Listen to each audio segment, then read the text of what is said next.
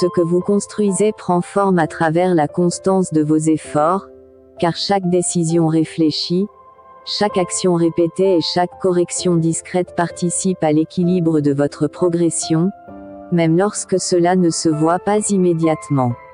Ne poursuivez pas les gens. Soyez vous-même, faites votre propre chemin et travaillez dur. Les bonnes personnes, celles qui appartiennent vraiment à votre vie, viendront à vous.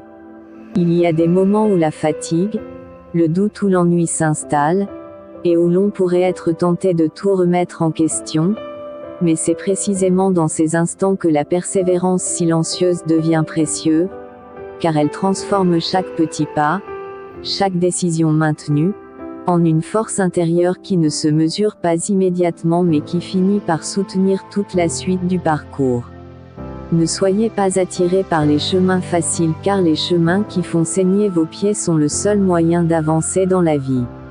Les moments difficiles ne sont pas là pour vous arrêter, mais pour vous apprendre à mieux vous organiser, à identifier ce qui est essentiel et à corriger ce qui ne fonctionne pas, car chaque problème surmonté renforce votre expérience et vous prépare pour les étapes suivantes. Vos compétences ne sont peut-être pas exceptionnelles, mais vous pouvez accomplir des merveilles avec ce que vous avez. Il peut s'agir de vos qualités parentales, de votre compassion, de votre curiosité, de votre imagination ou de votre style vestimentaire unique. Même si cela paraît anodin, la leçon à retenir est que nous possédons tous des aptitudes et des talents uniques. Avancer ne demande pas toujours de grandes certitudes ni des résultats immédiats.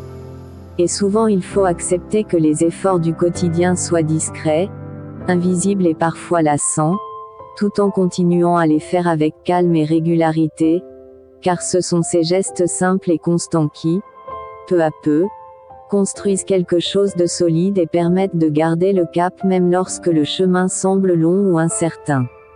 On peut s'exercer pour acquérir des connaissances, mais on ne peut pas s'exercer pour acquérir la sagesse.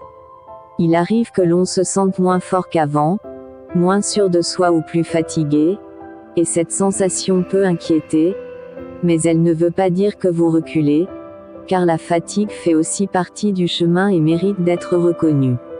Les vrais savants sont modestes, parce qu'ils sentent combien il y a encore à apprendre, et les ignorants sont hardis, parce qu'ils croient tout savoir. Les uns, voyant l'immensité des connaissances qui leur manquent, osent à peine ouvrir la bouche, les autres, ne voyant rien au-delà de leur petit horizon, parlent sans cesse et décident de tout. Parfois, le silence d'un chemin solitaire révèle davantage que les cris d'un tumulte. Il y a dans chaque épreuve une manière discrète qu'a la vie de sonder notre solidité intérieure. Ce n'est pas tant l'agitation extérieure qui forge, mais la discipline invisible, le soin patient qu'on accorde à ses fondations. En élargissant notre vision du monde, nous approfondissons notre compréhension de notre propre vie.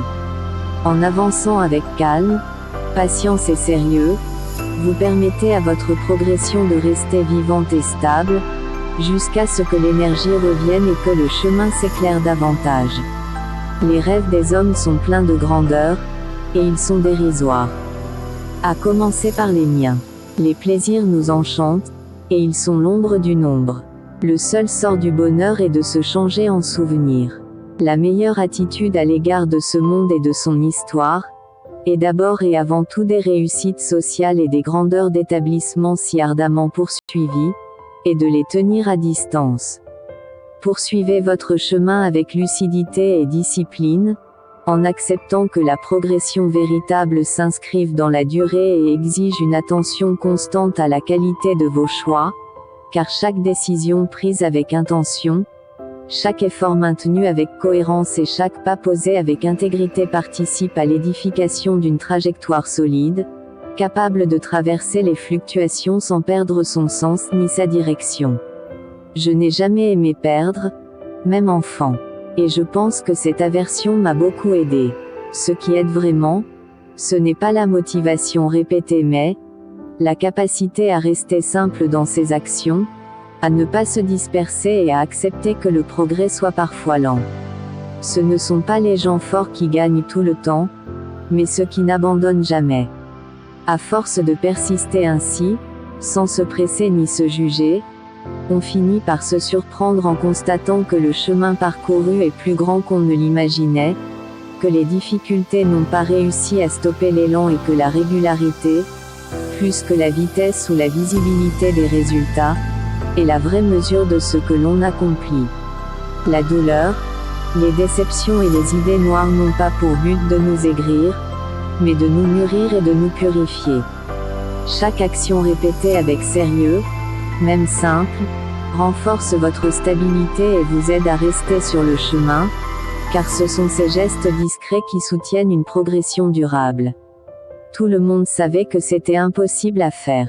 Un jour est venu un ignorant qui ne le savait pas. Et il l'a fait. La cohérence intérieure représente la condition de la stabilité. Lorsqu'il existe un accord entre la pensée, la parole et l'action, l'énergie se concentre dans une seule direction. À l'inverse, l'incohérence disperse les forces et rend les efforts inefficaces. Ainsi, l'harmonie entre les intentions et les gestes constitue la véritable source d'efficacité durable. Tu seras déçu si tu penses que les gens feront pour toi ce que tu feras pour eux. Parce que tout le monde n'a pas le même cœur que toi.